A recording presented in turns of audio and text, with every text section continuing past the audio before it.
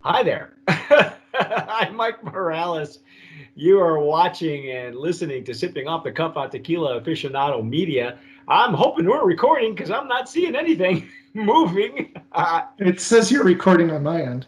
Yeah, well, I don't know why it's. I still have a 0 clock, so I'm gonna assume that we are moving and recording. Okay, there it goes.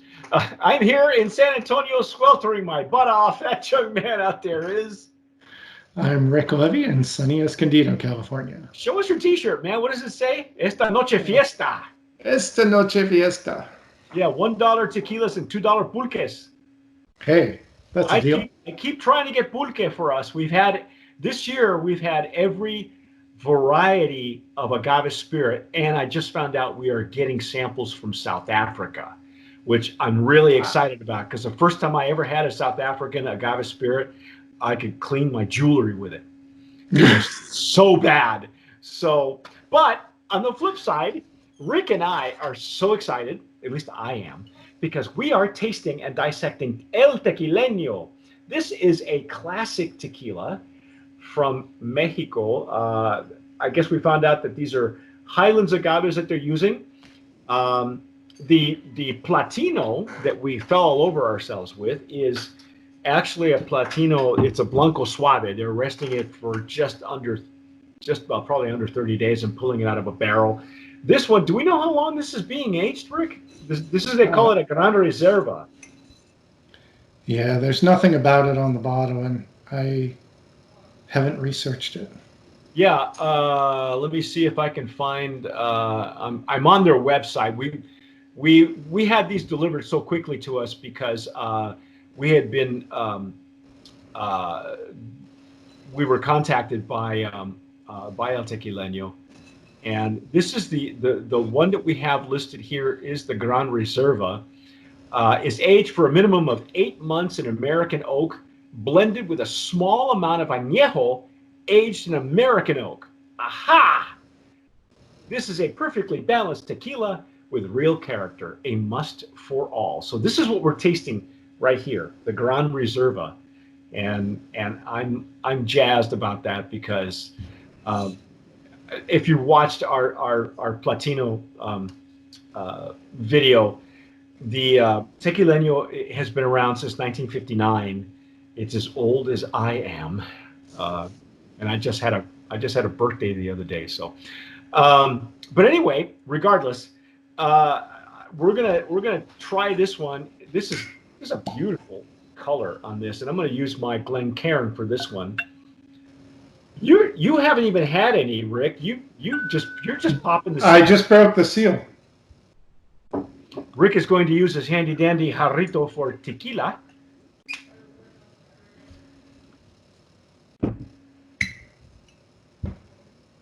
For those of you who have heard of El Tequileno but never had it, want to know more information, you can follow them on Instagram. You can also catch up to them on their website. It's a very informative website, very easy to navigate.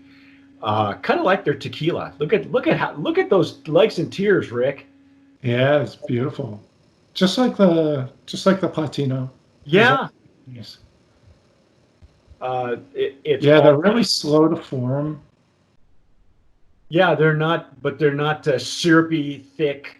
It's very normal, from what I can tell. I mean, whatever. Beautiful. They are distilling this in copper pot stills. It is made. Is very old school. I think the Platino to me reminded me of the old school Herradura 92. It actually reacts. I said this to Rick. It reacted like a much higher ABV than just 80 proof, and this is also 80. Oh my gosh! Wow! Oh, this is holy cow! He instantly fell in love. He said, "Hello, baby." Oh. Where? Yeah. I want to slide right in. Man. I love the I love those caramel notes on the nose. Well, you can see where this tequila, the Platino, has so much character in it. that it still isn't it isn't masked by what they're doing with this Gran Reserva.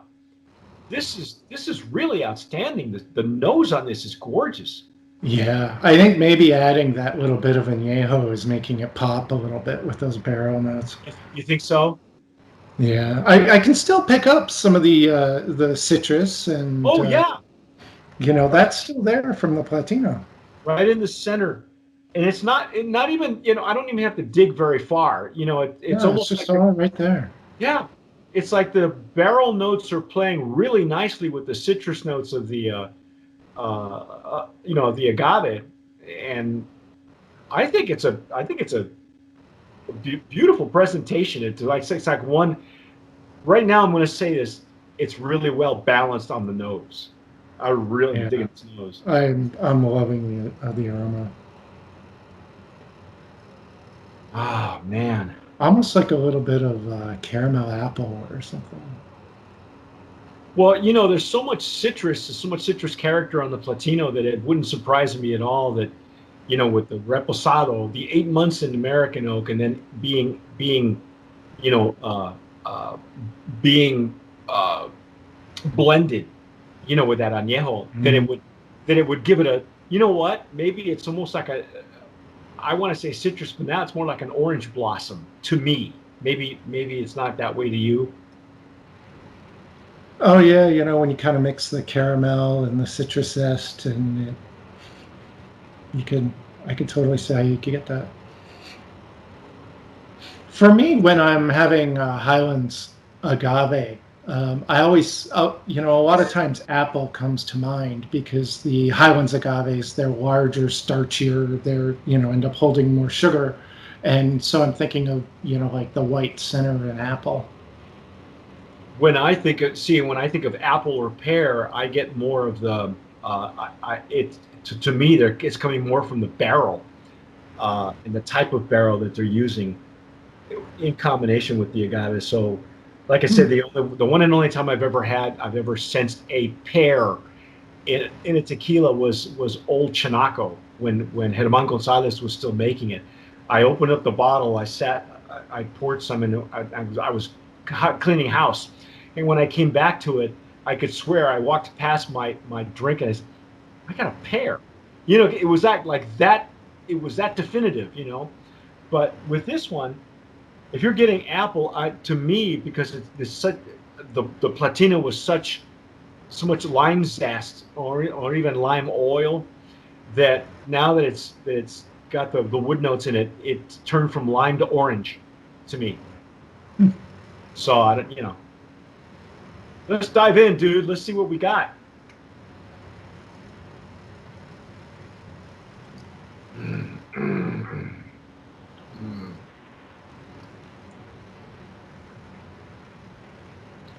Oh wow. Wow. Yeah, it's a nice progression from the Platino. Um, I'm not getting the sort of caramel and the big punch of warm notes on the palate that I would have been expecting from the aroma, but it's quite nice. It's almost like there's no loss of the agave that we had in the Platino. It's almost as if here's the weird part. It's almost as if the characteristics in the Platino are almost overpowering the wood notes. And I think that's by design. I think that the barrels that they could be using, I don't know, I don't know how they do their barrel management. Maybe they're using a lot older barrels, and that allowed them to blend with an añejo just to see what they would get. And it almost like like it makes the Platino stuff pop more.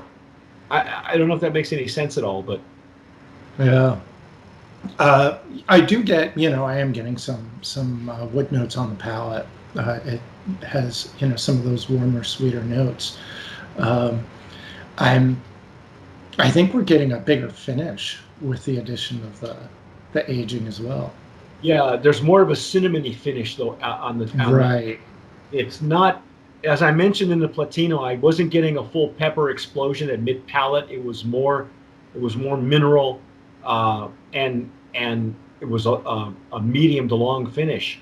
But now, I think you're right. I think with the barrel notes are adding a little bit more spiciness, like a cinnamon spice or something like that on the way down on the finish.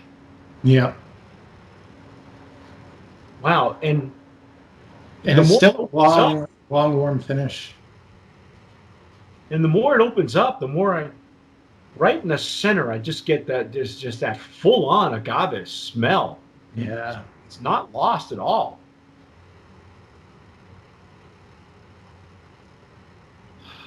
Wow.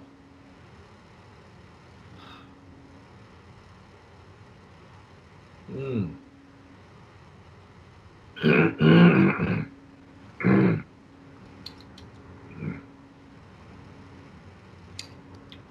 So, yeah, from the aroma, I would have expected it to be a little bit sweeter on the palate, but that's not necessarily a bad thing. If it were sweeter, you probably wouldn't be able to have as much of it before you got tired of it.